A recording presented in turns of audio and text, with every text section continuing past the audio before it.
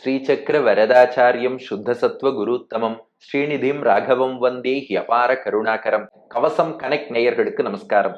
பெரியாழ்வார் திருமொழி 2ஆம் பத்து முதல் திருமொழி 5ஆம் பாசுரத்தை அனுபவிக்க நாம் நேரா ஆயர்பாடியை அடைந்து விட்டோம்.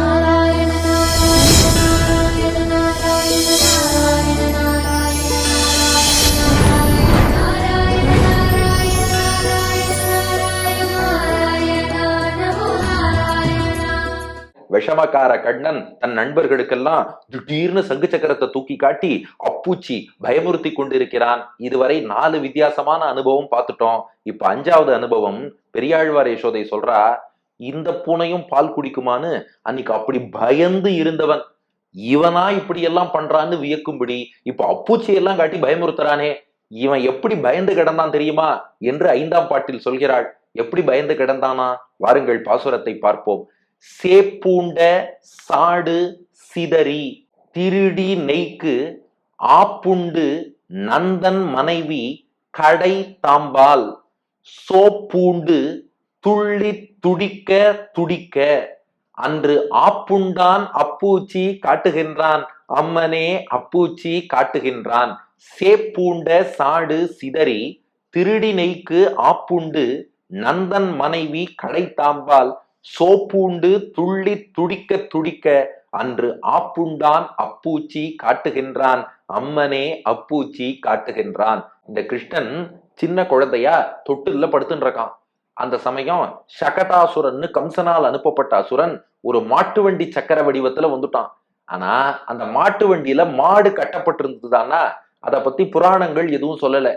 ஆனா பெரியாழ்வார் யசோதை சொல்றான், மாடும் கட்டியிருந்ததுன்னா. என்னது, மாடும் கட்டியிருந்ததா? கட்டியிருக்கோ இல்லையோ, பெரியாழ்வார் யசோதைக்கு பொங்கும் பரிவு. கிருஷ்ணன் சாதாரணமா வழுக்கி விழுந்தாலே பெரிய காயமாயிடுது தெரியுமோ. சில வீட்டுல எல்லாம் பார்த்திருப்பேன், அம்மாவோ பாட்டியோ குழந்தைக்கு லேசா ஒரு கீறல் ஏற்பட்டிருக்கும், திருஷ்டி போட்டுடக்கூடாதுன்னு சொல்லிட்டு எவ்வளவு பெரிய காயம் தெரியுமா, எப்படி குழந்தை விழுந்துருத்து தெரியுமா, கால் எவ்வளவு பெருசு வீங்கெடுத்து தெரியுமா அப்படின்னு ஊரெல்லாம் சொல்லுவா. எதுக்குமா அப்படி சொன்னேன்னு கேட்டா, அப்படிதான் சொல்லணும், அப்பதான் கண்ணு படாம இருக்கும்ன்றவா. அது போல பெரியாழ்வார் யசோதை பார்த்தா மாடு கட்டி இருந்ததோ இல்லையோ, மாட்டோட இருந்ததுன்னு சொன்னாதான் கேட்கிறவாளுக்கு இன்னும் பயமா இருக்கும். கொஞ்சம் பலமா கிருஷ்ணனுக்கு பல்லாண்டு பாடுவா. அதனாலதான் சே பூண்ட, பூண்டன்னா கட்டப்பட்டன்னு அர்த்தம். சேனா காளமாடு, சே பூண்ட எருது கட்டப்பட்ட, காளமாடு கட்டப்பட்ட சாடு, சாடுனா மாட்டு வண்டியோட சக்கரம்னு அர்த்தம். சே பூண்ட சாடுனா எருது கட்டப்பட்டு இருக்கக்கூடிய அந்த சக்கரம், எருது பூண்டு. சே பூண்ட சாடு, நல்ல ஒரு வலிமையான மாட்டு வண்டியினுடைய சக்கரம். அதுல யார் இருக்கான்னா சகடாசுரன் என்ற ஒரு அசுரன் அமர்ந்து இருக்கிறான். அந்த அசுரன் கிருஷ்ணனை அழிக்கணும்னு சொல்லிட்டு வரான். அப்ப பாவம் எங்க கிருஷ்ணனுக்கு பசிச்சுது, தாய்ப்பால் வேணும். அதனால தொட்டில் இருக்கிற கிருஷ்ணன் பால் வேணும்னு கத்தி அழ ஆரம்பிச்சான். இந்த குழந்தைகள் அழும்போது கை காலை உதைச்சு உதைச்சு உதைச்சு உதைச்சு அழும். அப்படி அழுதப்போ மாட்டு வண்டி சக்கரம் அப்படியே மாட்டைய ரிவர்ஸ்ல இழுத்துட்டு கிருஷ்ணனை நோக்கி ஓடி வருது. அந்த சக்கரம் வந்து தொட்டில்ல மோதினா கிருஷ்ணன் அவ்வளவுதான். அப்படி இருக்கும் நிலையில் சேப்புண்ட சாடு சிதறி, கிருஷ்ணன் தன் திருவடியால உதைச்சான். உதைச்சு உதைச்சு அழுதானே, அந்த திருவடியால உதைச்சான். உதைச்சவாறே என்னாச்சுன்னா அந்த மாட்டு வண்டி சக்கரம் சுக்குநூறா செதறி போச்சு. அந்த சகடாசுரன் என்பவன் அழிந்தொழிந்தான். நல்லவேளை கிருஷ்ணன் பொழைச்சான். சேப்பூண்ட சாடு சிதறி, எருது பூட்டப்பட்ட அந்த சாடு மாட்டு வண்டி சக்கரம் இவன் உதைத்தவாறே செதறி போச்சு, சகடாசுரனை ஒழிச்சான். இப்ப அந்த சரித்திரத்தை ஏன் சொல்லணும்னா, இவன் பசிக்கிறதுன்னு தானே அழுதான். கிருஷ்ணன் பசிக்கிறது, தாய்ப்பால் வேணும்னு அழுதான். யசோதை தாய்ப்பால் ஊட்டியிருக்கா. ஆனா அந்த தாய்ப்பால் அப்புறமும் போதல போல இருக்கு. ஏன்னா இந்த ஒரு பெரிய சத்தம் கேட்டுது, என்னாச்சோ ஏதாச்சோன்னு எல்லாரும் பதறிண்டு வந்தா பார்த்தா குழந்தை கை காலை உதைச்சு உதைச்சு பசிக்கிறது, பால் வேணும்னு அழுதுண்டே இருக்கு. பெரியாழ்வார் யசோதை பார்த்தாலாம், அச்சோ எவ்வளவு பெரிய ஆபத்து, நல்லவேளை குழந்தை தப்பிச்சுது, பால் வேணும்னு அழறதா. தூக்கி வச்சு பாலெல்லாம் ஊட்டியிருக்கா. ஆனாலும் குழந்தைக்கு பசி ஆறல. அதனாலதான் என்ன பண்ணியிருக்கான், திருடி நெய்க்கு, மேற்கொண்டு பசி ஆத்திக்கணுங்கிறதுக்காக நெய்க்கு திருடி, அதுதான் திருடி நெய்க்குன்னா இருக்கு.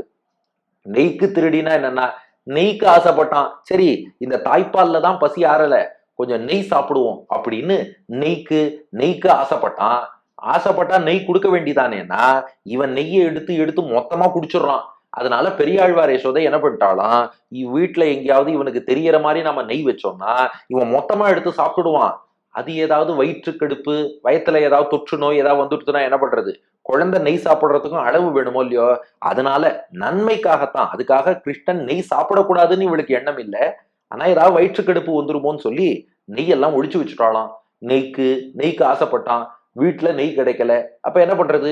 வெளியில போய் திருடுவோம். நாம் இருப்பதோ ஆயர்பாடி, நெய்க்கா பஞ்சம் அப்படின்னு திருடி நெய்க்கு வீடு வீடா போய் நெய்யை திருடி சாப்பிட்டுட்டு யாருக்கும் தெரியாம வீட்டுல வந்து படுத்துடுறானோ. இந்த அந்த வீட்டு கோபிகைகள், அந்த பெண்கள்லாம் பெரியாழ்வார் யசோதைட்ட வந்து புகார் சொல்றாளாம். பார், உன் பிள்ளை தேவையில்லாம எங்க வீட்டுல வந்து வெண்ணையை திருடுறான், நெய்யை திருடுறான், தயிர் பால்லாம் திருடுறான், உன் பிள்ளை அடக்கி வை அப்படின்னு சொன்னாலாம். என்ன சொன்னாலும் பெரியாழ்வார் யசோதை நம்பலையாம். அங்க பாருங்க, சமத்து குழந்தை உள்ள படுத்து தூங்கிட்டே இருக்கான். அவன் வெளியிலேயே போகல. இப்பதான் ஒரு பெரிய ஆபத்து வந்தது. சேப்புண்ட சாடு சிதறி, ஒரு பெரிய மாட்டு வண்டி, அந்த சக்கரம் மோத வந்திருக்கு பாவம் குழந்தை மேல. நல்ல வேளை திருவடிப்பட்டு அது சிதறி போயிடுத்து. குழந்தை தப்பிச்சுடுத்து. நானே நல்ல வேளை குழந்தை தப்பிச்சுதேன்னு உட்காந்துருக்கேன். இவன் போய் விஷமம் பண்ணான்னு சொல்லிட்டு இருக்கேளே, அதெல்லாம் அவனுக்கு பண்ண தெரியாது அப்படின்ட்டாலாம் பெரியாழ்வார் யசோதை. மறுநாளும் அதே மாதிரி போய் திருடி இருக்கான். எல்லாரும் வந்து சொன்னாலும், அதை பாரு, உன் பிள்ளை ரொம்ப விஷமம் பண்றான், எங்க வீட்டுல வந்து நெய்யை திருடிட்டான், திருடி நெய்க்கு ஆசைப்பட்டு திருடி இருக்கான் சொன்னா. பாரு, உள்ள பாருங்கம்மா, என் குழந்தை படுத்து தூங்கிட்டு இருக்கான். உங்க வீட்டுல ஏதாவது பூனை வந்து சாப்பிட்டு போயிருக்கோம், திருட்டு பைய வந்திருப்பான், எல்லாத்துக்கும் என் குழந்தை தான் பொறுப்பா? நீங்க பூனையா குரங்கா எந்த மிருகம்னு பாருங்கன்ட்டா. மறுநாளும் வந்து சொன்னா. பெரியாழ்வார் யசோதை நம்பவே இல்லை. அங்க பாருங்க, என் குழந்தை வீட்டுக்குள்ளதான் இருக்கு, அவன் படுத்து தூங்கிட்டு தான் இருக்கான், அவன் வெளியிலேயே போகல. அப்படி இவ்வளவு தூரம் புகார் சொல்றேன்னா அவனை கையும் களவுமா புடிச்சுன்னு வாங்கோ ஒத்துக்கிறேன்னாலும். பெரியாழ்வார் யசோதை சொல்லிட்டா, இவன் தான் திருடினாங்கிறதுக்கு ப்ரூஃபோட கையும் கடவுமா கொண்டு வாங்கோ ஒத்துக்கிறேன்னாலாம். இவ பார்த்தா கையும் கடவுமா கொண்டு வரணும், அதானே இப்ப என்ன பண்றோம் பாருன்னு சொல்லிட்டு அடுத்த நாள் கரெக்டா கிருஷ்ணன் அவ வீட்டுல வந்து வெண்ணெய் திருடும் போது பொறி வச்சு கிருஷ்ணனை புடிச்சிட்டு எல்லாருமா கிருஷ்ணனை பெரியாழ்வார் யசோதை முன்னாடி அழைத்து வந்தார்களாம். அதான் ஆப்புண்டு. இந்த இடத்துல ஆப்புண்டுன்னா என்ன தெரியுமா? அகப்பட்டுன்னு அர்த்தம். அதை பெரியாழ்வார் எவ்வளவு அழகா பாடியிருக்காரு பாருங்க, செல்லமா. ஆப்புண்டு, அகப்பட்டுட்டான், மாட்டின்ட்டான். கிருஷ்ணனை அழிச்சுன்னு வரா. பார்த்தா வாயெல்லாம் நெய் பூசி இருக்கு, கையெல்லாம் அப்படியே நெய் பிசுக்கு. அப்படியே அழிச்சுன்னு வந்தா. பாத்துக்கோ, இப்போ ஒத்துக்கிறியா? இவன் தான் எங்க வீட்டுல வந்து திருடினான்னு கஷ்டப்பட்டு பொறி வச்சு பிடிச்சோன்னா. பெரியாழ்வார் யசோதை சொன்னா, நான் நம்ப மாட்டேன். கிருஷ்ணன் ஏதாவது அந்த பக்கம் வந்திருப்பான், நீங்களா அவனை கூப்பிட்டு வாயில நெய்ய பூசி விட்டு கையில நெய்யெல்லாம் அப்பி விட்டுட்டு இவன் திருடினான்னு சொல்றேன். இவன் திருடினதுக்கு என்ன ப்ரூஃப்? வாயில நெய் இருந்தாலோ கையில நெய் பிசுக்கு இருந்தாலோ உன் வீட்டுல திருடினான்னு அர்த்தம். ஒத்துக்க மாட்டேன்ட்டா. என்னடா பண்ணலான்னு இவ பார்த்தாலாம். ஆப்புண்டு, எப்படியாவது அகப்படணும், இவன் மாட்டிக்கணும். அதுக்கு என்ன பண்ணாலாம், எல்லா கோபிகைகளோட சேர்த்து அவ வீட்டுல ஒரு பெரிய அண்டா நிறைய நெய் வச்சிருக்கா. அதுவும் ஆயர்பாடி நெய் அப்படின்னா நாம பாக்குற மாதிரி திரவமா லிக்விடா இருக்காது, அது சாலிடாவே இருக்கும். அப்படிப்பட்ட நெய் அண்டா நிறைய வச்சாலாம். கிருஷ்ணன் பார்த்தான், அப்பா என்னம்மா நெய் வாசனை வருது, சாப்பிட்டுடலாம். கிருஷ்ணன் களத்துல இறங்குறேன்னு இறங்கிட்டான். நேரா அந்த பாத்திரத்தை பார்த்தான், ரொம்ப பெருசா இருக்கு. உள்ளேயே குதிச்சு, ஏன்னா கிருஷ்ணனே உள்ள குதிக்கிற அளவுக்கு இருக்கு பாத்திரம். சரின்ட்டு உள்ளேயே இறங்கினான். நெய்யை எடுத்து ஜம்முன்னு சாப்பிட ஆரம்பிச்சான். இப்ப அந்த கோபிகைகள்லாம் என்ன பண்ணா, இதான் சரியான தருணம், பாத்திரத்துக்குள்ள கிருஷ்ணன் நெய் சாப்பிட்டு இருக்கான், அப்படியே பாத்திரத்தோட தூக்கிட்டாலும். இவனுக்கு நெய் சாப்பிடுற ஷோக்குல இவ தூக்கின்னு போறதே தெரியல. நேரா பெரியாழ்வார் யசோதை முன்னாடி கொண்டு வந்து பாத்திரத்தை வச்சா. பெரியாழ்வார் யசோதை கேட்டா, என்னடி எல்லாரும் கிருஷ்ணனை கையும் களவுமா பிடிச்சுன்னு வரேன், பாத்திரத்தை கொண்டு வந்துருக்கேன்னா, உள்ள போய் பாருன்னா. பெரியாழ்வார் யசோதை எட்டி பாக்குறா. உள்ள பார்த்தா கிருஷ்ணன் நெய்யை எடுத்து வாயில போட்டுன்னு இருக்கான். புண்டு இப்ப கையும் களவுமா வசமா மாட்டின்ட்டான். மணவாள மாமுனிகள் வியாக்கியானம், கையும் களவுமாக சிக்கி கொண்டான். அப்படிப்பட்ட கிருஷ்ணனை மொத்தமா பெரியாழ்வார் யசோதை கொண்டு வந்து காமிச்சா. பாத்துக்கோ எவ்வளவு திருடி இருக்கான் பார். புண்டு மாட்டின்ட்டானா. உடனே நந்தன் மனைவி, நந்தகோபன் மனைவியான அந்த யசோதை அவ என்ன பண்ணாலாம், கடை தாம்பால். கடைனா தயிர் கடையக்கூடிய, தாம்புன்னா தாம்பு கயிறுன்னு சொல்றோம், அதான் கடை தாம்பு.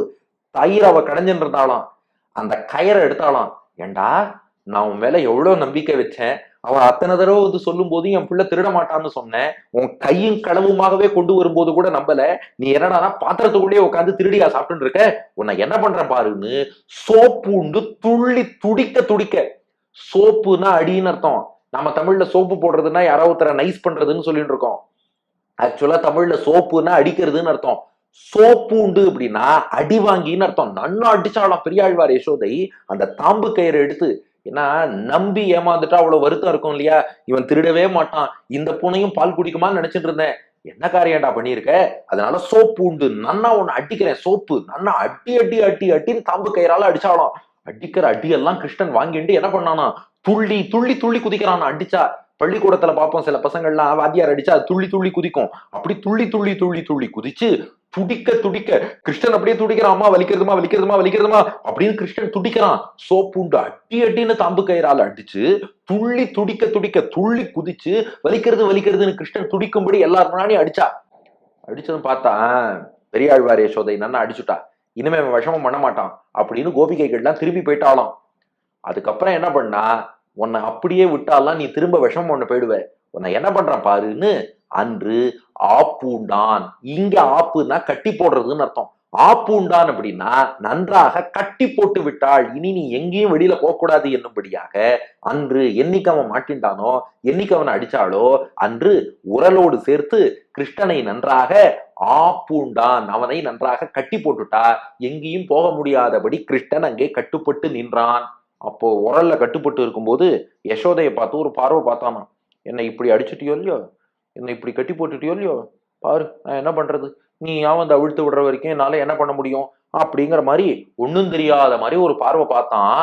ஆப்பூண்டான் அப்படி கண்ணெல்லாம் கீழ் நோக்கி பார்த்துண்டு ஒண்ணுமே தெரியாத மாதிரி நின்னவன் இப்ப என்ன பண்றான், அப்பூச்சி காட்டுகின்றான். ஆப்பூண்டான் அப்பூச்சி காட்டுகின்றான். இப்ப பயம் யாருக்குன்னா நண்பர்களுக்கு இல்ல, பெரியாழ்வார் யசோதைக்கு. என்ன பயம்னா, ஐயோ இவனை போய் அடிச்சுட்டோமே, இவன் 4 கை சங்கு சக்கரம் அது இதுன்னு காட்டுறானே, ஆப்பூண்டான், இவன் அடிச்சா என்ன அவன் என்ன பண்ணுவானோ, ஒண்ணும் பண்ண மாட்டான். யசோதை அடிச்சத சந்தோஷமா தான் ஏத்துண்டான். ஆனா அப்படி ஒரு டெரர் காட்டணும் இல்லையா, அதற்காக ஆப்பூண்டான் ஒண்ணுமே தெரியாத மாதிரி அன்று கட்டுப்பட்டு கிடந்தவன் இன்னைக்கு என்ன பண்றான், அப்பூச்சி காட்டுகின்றான். எக்ஸ்ட்ரா 2 கை சங்கு சக்கரத்தை மேல தூக்கி அப்பூச்சி காட்டுறான்.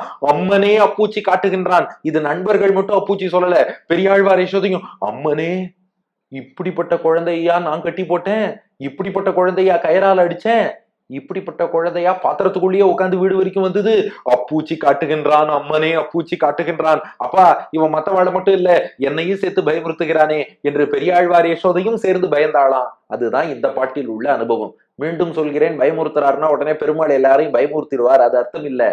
விளையாட்டுல எல்லாமே சகஜம் இல்லையா, எளிமையோடு நம்மோடு வந்து விளையாடும் போது பகவான் அப்படியே ஃப்ரைட்டனிங் அதையும் சேர்த்து பண்றான்னு இதை ரசிக்கணும்.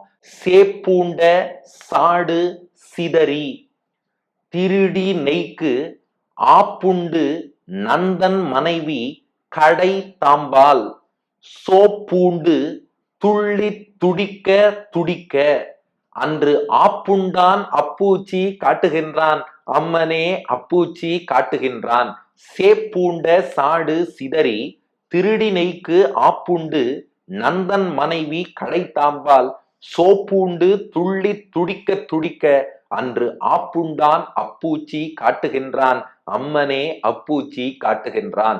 எருது பூட்டப்பட்ட மாட்டு வண்டி சக்கரம் சிதறும்படியாக உதைத்தவன் நெய்க்கு ஆசைப்பட்டு திருட போய் கையங்களவுமாக மாட்டிண்டு நந்தகோபன் மனைவி தாம்பு கயிறால அடி அடின்னு அடிக்க, அந்த அடி வாங்கி துள்ளி துடித்து துடித்து துடித்த அந்த கிருஷ்ணன், அவ கட்டி போட்டு வச்ச அந்த கிருஷ்ணன் இப்ப என்ன பண்றான், அப்பூச்சி காட்டுறேன்னு வந்துட்டான். அச்சோச்சோ அப்பூச்சி காட்டுறான், பயமா இருக்கு என்பது பாசுரம். இதற்கு அடியன் வழங்கும் ஆங்கில வடிவம். He kicked the wicked cart tied with a bull into pieces and he stole ghee from various houses and was caught red-handed.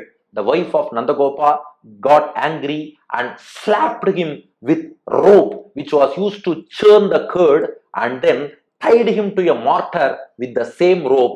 That Lord who was tied by Yashoda is now showing Appuchi and frightening his friends. Oh my God, he is frightening his friends. Appuchi காட்டுகின்றான் என்பது இதற்கான ஆங்கில வடிவம். இனி இதற்கு அடுத்த பாசுரம், அடுத்த அப்பூச்சி என்ன, அதை எப்படி காட்டினான்ங்கிறத அடுத்த பகுதியில் காண்போம். பெரியாழ்வார் திருவடிகளே சரணம்.